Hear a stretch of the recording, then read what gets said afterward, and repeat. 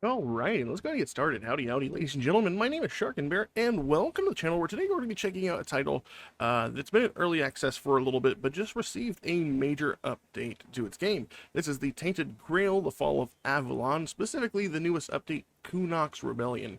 I have no idea if I'm getting that right. I might be messing up the title largely, but what is Tainted Grail, Fall of Avalon? Well, essentially, this is basically the most gothic version of Skyrim that I've ever played. It is a very, very fun game. It is a very, very difficult game. There's a lot of good things about the game if you are looking for like a semi-open world action RPG sort of game. So essentially, in the latest update, they redid a whole bunch of facets of the game, including the perks and leveling up system, as well as how everything feels gameplay-wise. They've been adding additional content to this game slowly over the past year that it's been in early access. With that, in this newest update, for instance, they've added a new zone. I believe this is the area Kunok right here. Wow, words are hard. Kunok right here. And as you can see, the map is a fairly extensive map. The reason why I say semi-open world is I feel like this is probably closer to something like the Outer Worlds as far as how the map is designed. It's not completely open. You're going to be transitioning from zone to zone. As of right now, there are two major zones. The beginning zone, the Southern Horns, and then this is the Kunok area right here. I don't know how many more areas they're going to end up adding at the end of the day, but right now we got our newest zone. One thing to note, because this game is in early access, one of the things stated with this is this area does not have any story content as of yet, but it does have side quests and it does have all the items and the monsters here. So we can go exploring and see what we can delve into, and while we're doing that, I can showcase a little bit of what the gameplay is like. So if you like the content and you want to see more games like the Tainted Grail here on the channel, make sure you're liking and subscribing to the channel. It really helps me out. As always, I hope everyone is having a great day, and let's jump into it. So first and foremost, I just went through and played through the beginning section of the game naturally, because I had never completed the entire portion of the first game. I had dipped in here and there while they were tuning the games, mostly because I wanted to play a dual-wielding character, but as I was playing it, I realized that I wanted to hold off a little bit, because at the initial launch, dual-wielding was not added in just yet. It came in at a later date. But the Skyrim adventurer in me decided I want to see what archery was like, because let's face it, somehow we all played Skyrim and we all ended up in a archery build, and no other game has really hit archery for me the same way this game does, or Skyrim does. And this game has become pretty close because it basically mirrors a lot of things that Skyrim does with their archery. So we're going to look at the skill tree. This is entirely new. It used to be you had all 5 stats over here on the left side of your thing. Right now you can see it's strength, endurance, dexterity, spirituality, and perception. If we go to our stat tree, you can actually hover over what each stat does for your character. And you can actually see what increasing each stat will increase for your character, which is pretty nice overall. Skill-wise, it used to give you 3 choices every couple of levels, and then you get to pick what you wanted to do for each one, and that's for each, like, for spirituality, there's 3 options here, and then a couple levels later, you got 3 more options. Now they've actually made it to, like, an actual skill tree, and since I wanted to be an archer, I went and followed it down the route of the archer tree. So I have 15% more attack speed, successful hits grant stacking attack speed by 5%, up to 30% for 4 seconds. My bow damage is increased. We can also have one that stuns enemies for up to 2 seconds at a 20% chance if we have this maxed out. Arrows can become piercing. Increase the draw speed of bows, and on kill, increase bow draw speed by 60%. There's also things like perception, which I put points into. This is great for sneaking, and that does incredible things, like first hits against an unsuspecting enemy stuns them for 3 seconds. That's very strong. We also have some basically crouching skills that help us deal with their invisibility, reducing noise, and all sort of jazz there as well. Sneak attacks dealing 100% damage. So as far as a dexterity build goes, as far as being like a sneaky dude build, this is exactly the kind of thing I want to build. We also have our equipment and what we're looking at here. I believe armor sets are not part of the game, but you can find armor that are tailored to specific types of things. So I found this assassin set that gives me increased sneak attack damage. So right now, by default, I believe I'm getting 12%, because like 3% per piece. Oh, actually, it's 15% additional sneak attack damage for all 15 pieces. I also have some daggers here that I found that increase my sneak attack damage whenever I have them out by 50%. And then I just have a normal great bow here, and my wooden arrows that I've been using. Great bows are very strong. However, by default, one of the things about them that kind of make them difficult is the fact that their draw speed is rather lackluster. But that's good because I was able to counteract that by picking skills that allowed me to draw my bow a little bit faster with, yeah, right here, 15% faster. And it gets better the more I kill enemies. So let's kind of look at the skill trees there. Whenever you level up, you also get points here in your stat tree that you can also invest wherever you want. So whenever my bow here says that it needs 5 strength and 10 dexterity, it doesn't need 5 strength and 10 dexterity here. It needs it in this tree. So you're able to invest it as you see fit. So I have exactly 15 dexterity, 5 strength, and a couple of points of perception. One of the newest things about the game is you can no longer just level up. It used to be before, you can just go in the menu and you can do that. Now, if you hold down your Q button, you can right click and drop a campfire anywhere you can out in the wilderness. And this will allow you to do a couple things. You can cook food, you can rest here and let time pass. But sometimes you got to be wary about where you camp, because essentially the wilderness is called the weird. And if you don't have the proper protections, you can actually be invaded by enemies while you're attempting to rest. That to say that as you kill enemies at nighttime, you'll actually get something like an ancestral cobweb, I believe that's what it's called. And that does a couple things. Number one, it puts up a protective barrier around you, so that way you are not disturbed at night when you are trying to rest. And also, it helps you identify any unidentified items you might find on the ground or on enemies that you killed. But we're not going to do that right now. I'm going to go ahead and choose to level up. In here, I can then inspect and put my points wherever I want. I'm going to go ahead and keep on finishing off the tree that I'm working on right now. And then I'm going to confirm that. And I'm going to go ahead and I think I'm going to go ahead and put another point into my perception. There you go. And it'll even show you like the pluses that you get over there. So that's how you level up. And we're going to check out the Kunokt area. I hope I'm saying that right. I believe these guys are have dialogue.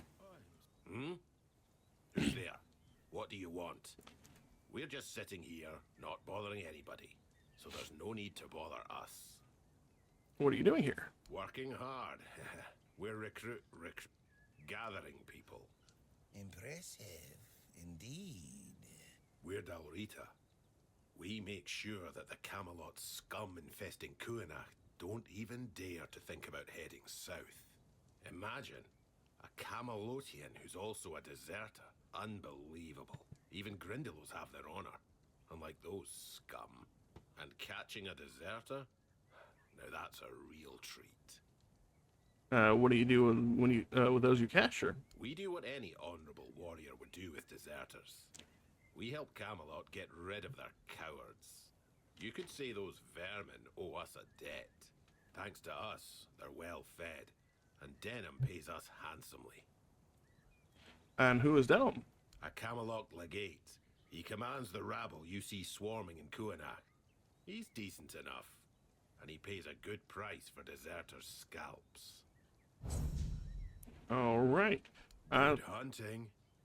So it looks like we could probably collect people with for bounties and such. So again, probably one of the things I glossed over when I was talking about the backstory for this game, it is the Fall of Avalon, which means it is very centric around the lore of like King Arthur and the Knights of Camelot.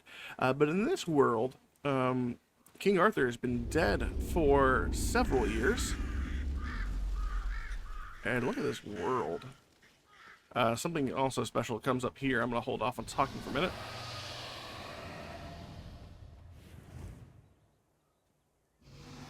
I do not know what that is, but it is always cool looking every time I see that happen. But this is the area of Kuanach. I believe that's how he said it. But yeah, King Arthur's been dead for a couple of hundreds of years, I believe. And essentially he helped deal with the undead and the evil stuff that was around. And ever since his death, it has slowly been coming back, and the weirdness in the world has been encroaching upon what's here and basically making people here succumb to the darkness, essentially. So I believe, if I'm not forgetting my lore, essentially every once in a while they bring King Arthur back from the dead in order to deal with the weirdness, and then someone has to put King Arthur back down. I believe that's a story. I'm not 100% sure, but it sounded like a pretty cool story. And I believe we had a contractor at the beginning of the game who essentially wants us to kill King Arthur for good after he finishes his deed. Don't know how that plays out in the story, but we'll figure it out. So right here is our first combat experience we'll see in here in the game. Let's go ahead and show off how this works. So I can hit control here and I can crouch. I can zoom in. As I can see right now, it looks like we have 1, 2, 3, and 4 enemies there. Let's see if we can get a good snipe off.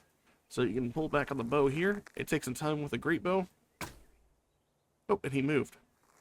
It doesn't even look like I would hit him though. Ooh, and I do like the way that looks. And other guys will investigate, of course. And it can give you away if the enemy guys start seeing you. Do you still have a chance to kill them outright? Let's see if we can nail this guy. Not far enough. Oh, I guess I did not do that too close. Or didn't do that far enough away. Oh, he saw me. Oh, we killed him. So we can get the other guy. Sometimes my perception, there we go. There's a one-shot kill. I'm trying to get my bearings on how far I need to essentially aim above them. Boom. And that's all those guys dead. So that's very Skyrim to me, in the sense that I really like the way it feels when those arrows connect. It's really good because we're getting that sneak attack damage on those guys. It looks like we have some deserter scalps here that I can go ahead and pick up on them. As you can see, you can actually just see the entire loot table of the enemies as soon as you down them. Where's that other guy at? I don't know where he went down. That wasn't all of them, was it? There's one. Let's see. We checked that guy out. This guy doesn't have anything else. I'm usually looking for arrows. Mostly because, well, arrows are really, really strong. They're hard to come by early game. It looks like we also have an Eternal Guardian seal here. Gives me 2% magic resist. That looks to be a relic or a piece of gear there. One of the new things they also added in the game was, it looks like they also added in horse mounting and back riding, because this didn't used to be in the game. It's not present in the first portion of the game at all. And it looks like as though there's a note on the board here. Can we read this? Royal Geographer's Note. Magic Oak Merlin. Merlin is a tree that grows from an acorn brought from the homelands by the legendary wizard of the same name. He gifted the people saplings to Palmades, the founder of the Tyrian family who planted it, and at the burial site of brave warriors with whom he fought. But what gives Merlin its unusual leaf colorage? Legend has it that among the bodies of the knights, there are also the remains of the Fore-dwellers, which can indeed explain Merlin's supernatural properties. Alright, so basically we get some tree info, and I believe that's a Merlin tree right there. It's kind of a little cool little lore dump. And I'm going to head this way over here, because I know for a fact that we have some more NPCs that we can talk to. And maybe get a little bit more bits there. As you can see, as we explore areas, we will get XP for them, so that's a good way to level up. It is by exploring new stuff. Let's go talk to these guys. What are you poking around here for? You're one of them, aren't you? You better sod off, or else. Calm down, Bryn. No one would be so stupid as to show up here after making such a mess. You'll have to excuse Bryn. None of us are in the best of moods lately. Someone has been sabotaging our equipment for the past few weeks, and it looks like it's a professional job.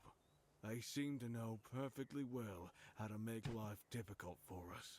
And after what happened last time, my people have had enough. They refuse to work. They don't want to risk their health. Do you have any suspects? Bandits, probably. Or rebels from Kunocht. Although at this point, they're one and the same. The workers refuse to keep working. Not only do they feel threatened, but, well, there's no denying that not everyone from Kunakt is happy about what we're doing here. I can understand them, in a way. We made them destroy their own land. They should just give up. If they piss Denham off, it's not going to be pretty. Bryn, calm down, please. Remember why we're doing this. It's for their own good. And we have our orders, for which we are held accountable. It's us or them. The bandits used to come at night, destroy our equipment, and then disappear. But last time, they beat one of the guards unconscious. Poor sod was just lying there, like a tenderized steak for the whole night. He lost a lot of blood. And when we finally managed to wake him up... It turned out that Aedwin wasn't himself anymore. His head was all messed up. Bastards. Yes, he was delirious. Kept seeing strange things. He thought we wanted to hurt him. We have to catch those scumbags. Something needs to be done, that's for sure. But for now, we wait. Denholm doesn't want to give us any more guards. So, if you want to earn some money, we could use your help. One of the workers claims to have seen the direction those thugs ran. They're familiar with the area. They mentioned a cave.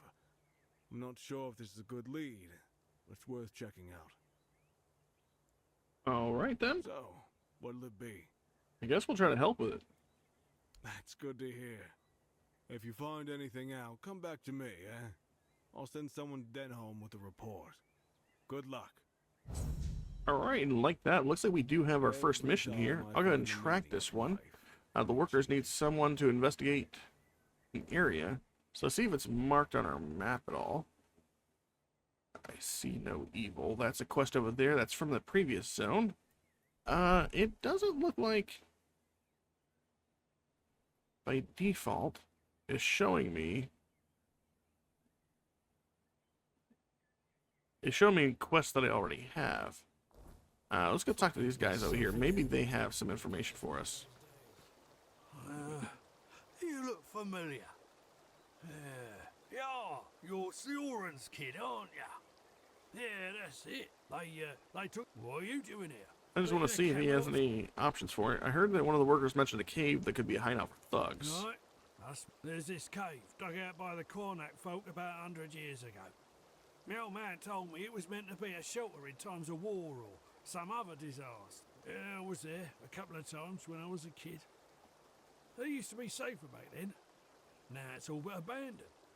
If you ask me, that's exactly where those folks who beat up the guard could be hiding. Alright, and let's go and leave here. You're also free to try to take any items from them. I don't know. It looks like all this can be taken if you want. It's good to take the ingredients, especially if you want to increase your cooking. There's different cooking recipes and stuff that you can find throughout the world. And now that we've gotten that from him, it looks like he has a destination for us. Awesome, so we can go check that out. Let's go and jump on our horse and see where that leads us to. So we'll just run on over back here to their horse and see. It looks like it just takes us up the hill and maybe wraps around this mountain where we can see these giant pair of hands sitting. There's our horse. I knew I didn't leave him on the road. I do like that you get a horse now. It's pretty cool. So if I remember correctly, based off this map, we'll head up this hill and we will continue to follow it on the leftmost path. Actually, we could take either road. So we can, let's see what happens whenever we follow this one. These maps are dotted around with hidden areas and different collectibles and all sorts of jazz. There's special pieces of gear that you can find everywhere. And that is a pretty cool sword in a giant stone up there.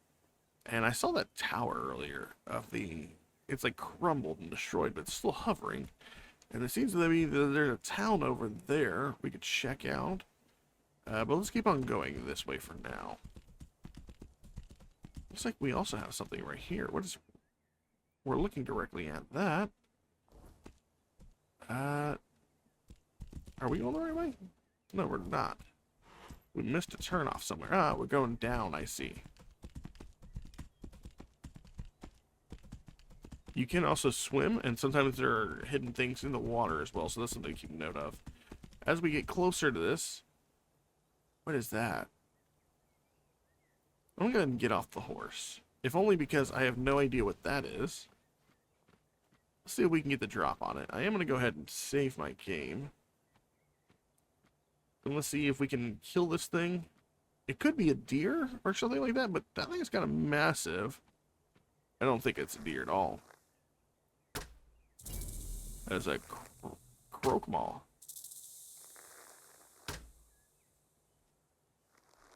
Oh, I see its full face now. Somehow we managed to not get that final hit off. Oh. So it's some kind of frog thing. It is important to note the reason why I didn't move there wasn't because like bug AI or anything like that. It's because one of my skills makes enemies get stunned for up to 3 seconds after my initial hit. So that's what he was dealing with there. So that's why dexterity and bow builds are fairly strong right now, I feel. It looks like we are coming up to the entrance here.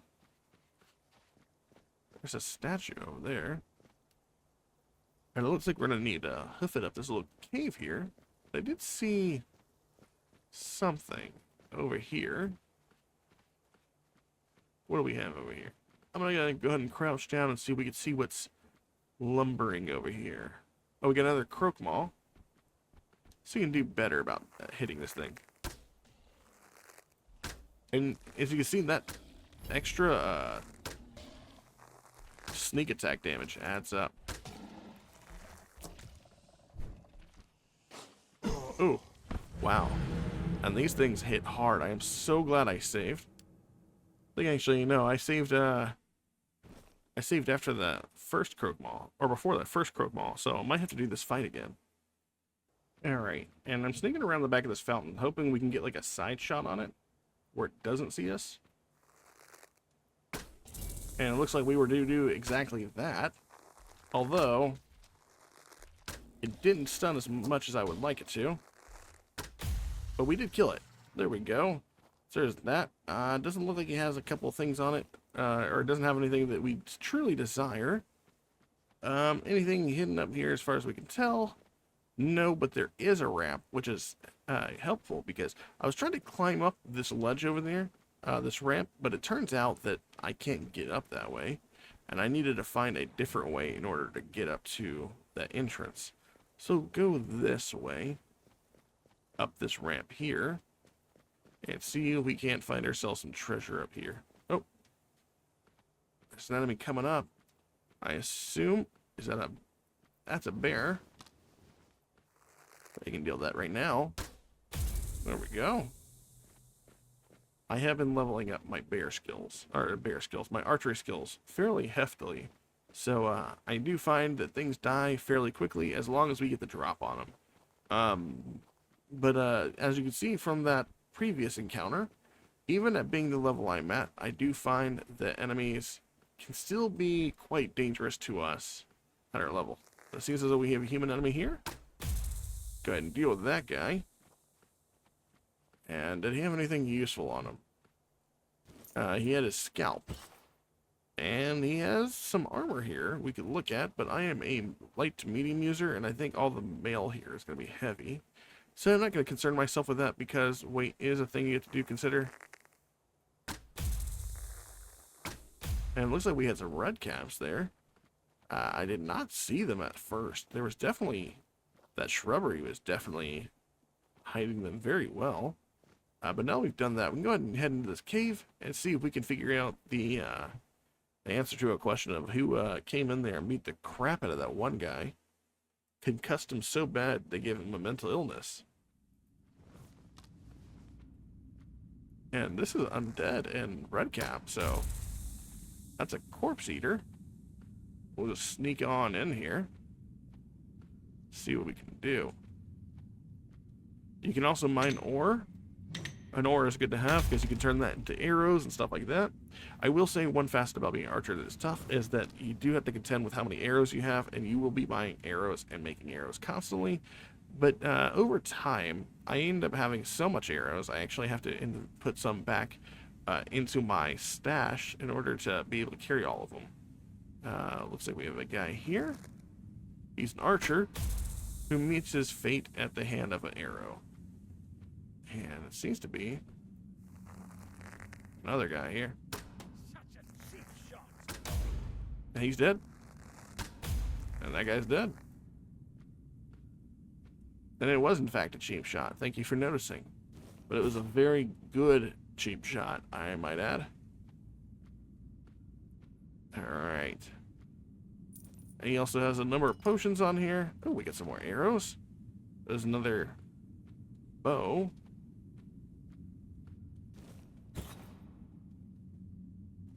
And nothing that way.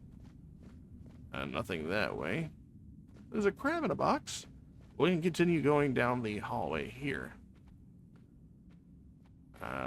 Looks like we have a number of enemies coming up. I can't tell why that one is. It looks like maybe there's a food symbol overlapped with the enemy symbol.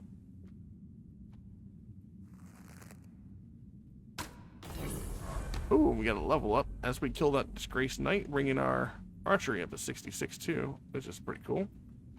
There's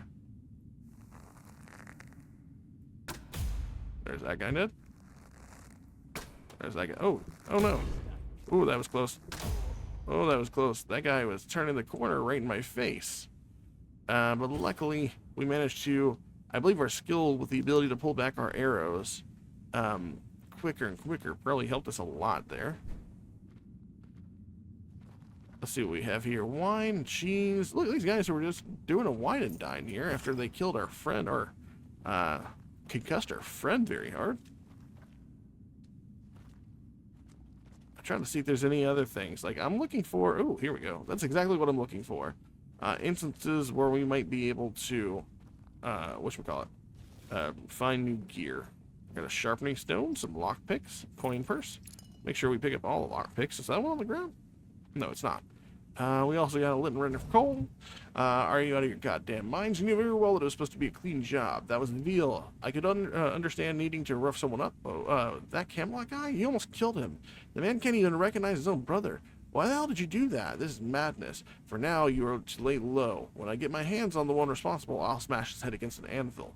Oh, and next time, focus more on sabotaging equipment instead of beating people up. The damage you did last time is nothing. They'll fix it in no time. E. Alright, so... looks like we have ourselves a clue as to who did it. I found a letter in a cave that reveals who hired the thugs to destroy Camelot. I can bring the evidence to... let's see, we should have followed that. Oh, didn't do that right. There we go. I can bring the evidence to Cade, the leader of the co-workers, but perhaps it would be worth taking it to Denham. Or, judging by the signature, we could find whoever is listed as E. So there is like a branching narrative in the sense that you are more than happy to try to figure out the resolution for a quest in multiple ways. Looks like we have another tunnel here we need to check out. This was our way in. Who's this way?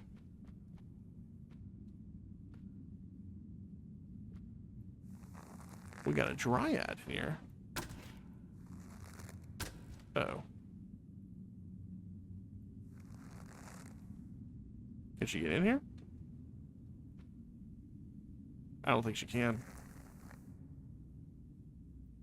Where'd she go?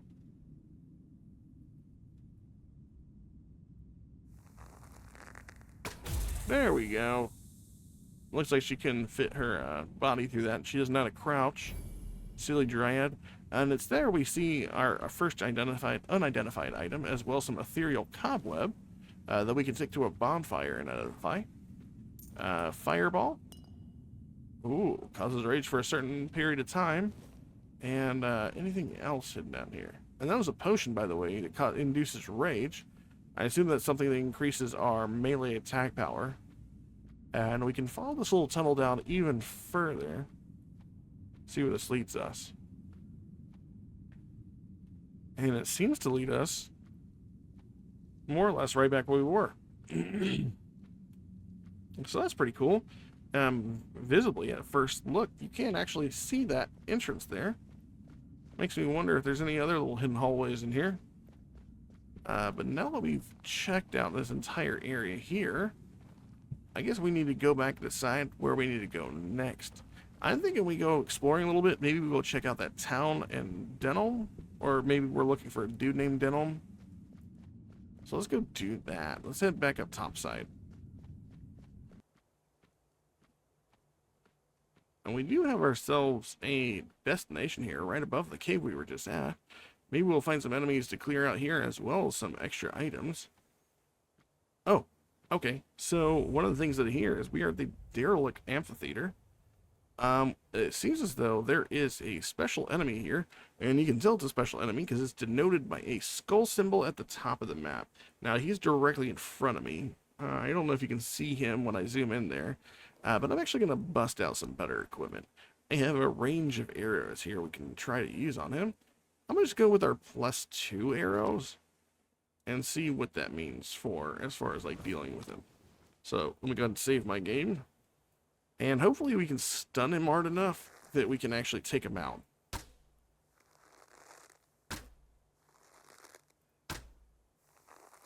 And he is cognizant of us, but we still managed to down him.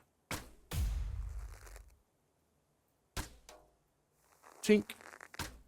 There we go. So it looks like that is all the enemies here. There seems to be... No, actually, I gotta take that back. There's a couple more enemies back there. They don't see us.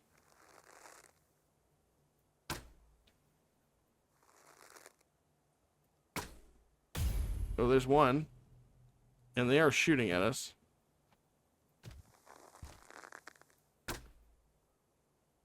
Can I get them? I believe they've given up the chase.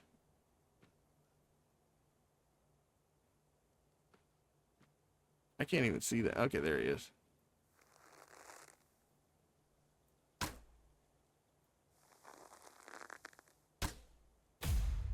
There's one. There's two. Okay, and it seems to be there's one more. Where's he at? He must be...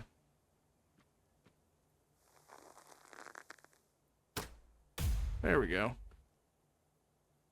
That looks to be everything. Where is our guy we killed?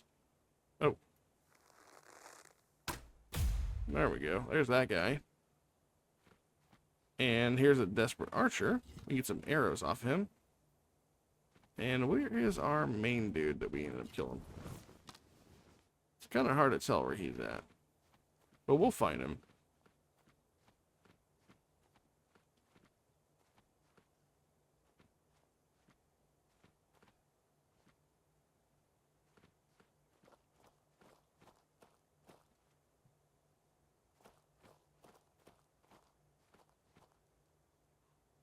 Alright, and I did find him. He's right here. Navera the Chillheart's Head.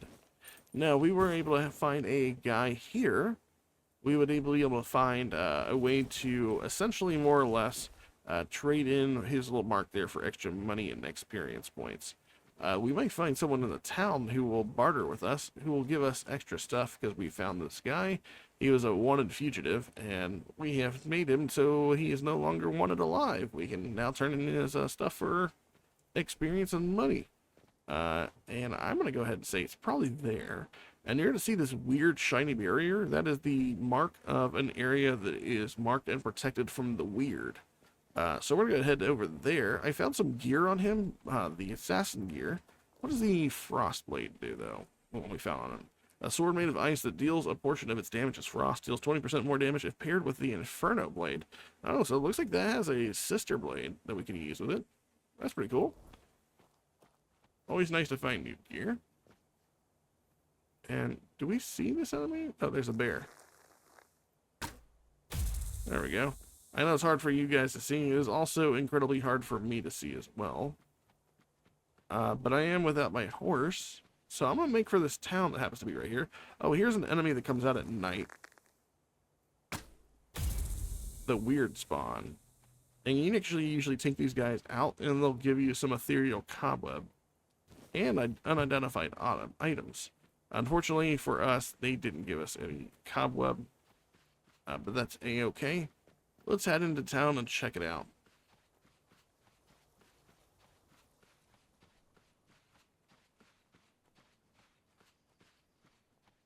And we are in there. That was a pretty cool, nifty transition. I like the way it looks whenever you go through that barrier. And the doors are shut by default. Can we get in? I hear a guy speaking. We are in the lower city. If only we could... Can we rest here? I doubt it. Usually not able to, but I figured I could check.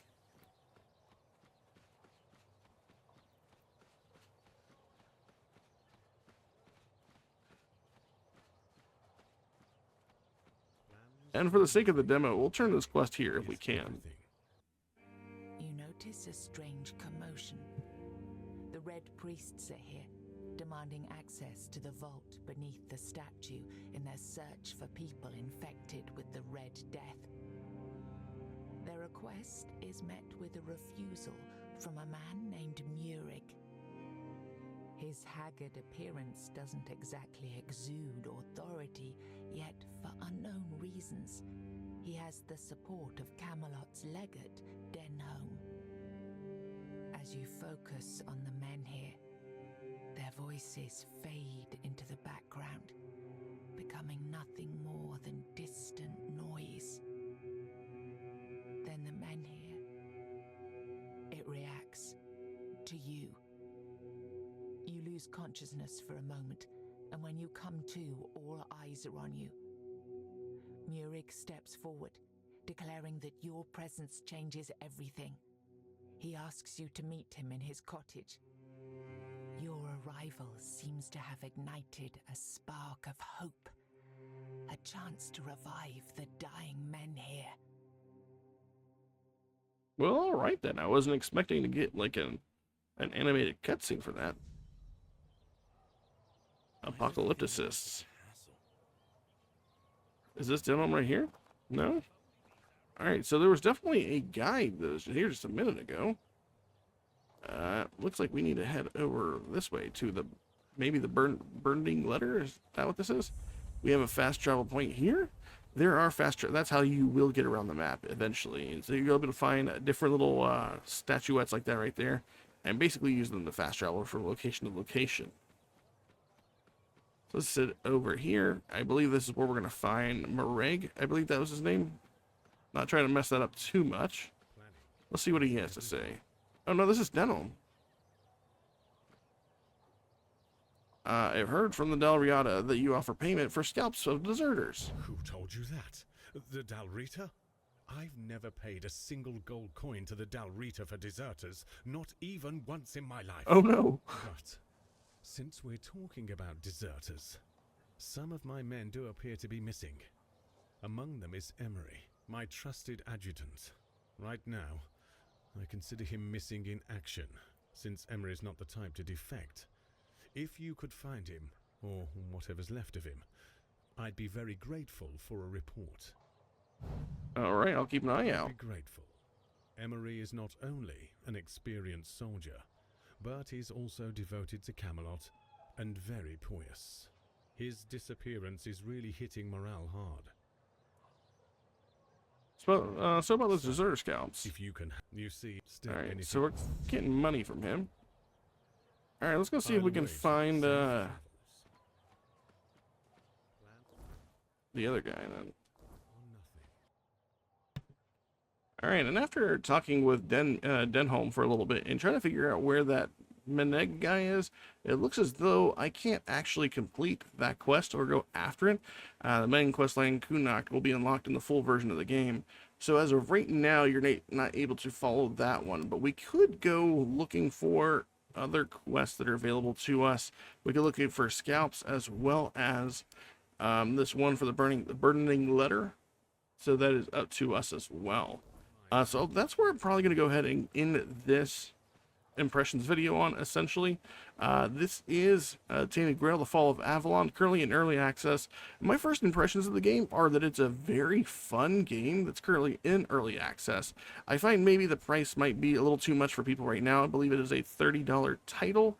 And for the amount of content here, there's definitely a lot of build diversity in many ways that you can play through the game. There are also branching narrative paths that allow you to basically take on the game in a way that you see fit, whether it be through magic, dexterity, sneaking, melee, that sort of thing. It really depends on how you want to play the game. But at the same time, the technical state of this game is that there are still a number of issues. Again, this is a very early access version of the game. They are still working on the game itself.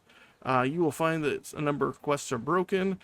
Some things can't be turned in. There was actually a quest line I was able to complete, and then they, without even taking on the quest itself. And so when I finally took on the quest, it's now stuck in my quest log and cannot be completed because I've already done the quest, essentially. And even after I beat chapter 1, I went back and talked to the major NPCs of that one, and they chained through the dialogue for as if I was doing chapter 1 for the first time ever. So it was a little off-putting at first. However, that being said, what is here on offer is very fun. It feels very good. I like the way the action and the moment-to-moment gameplay feels.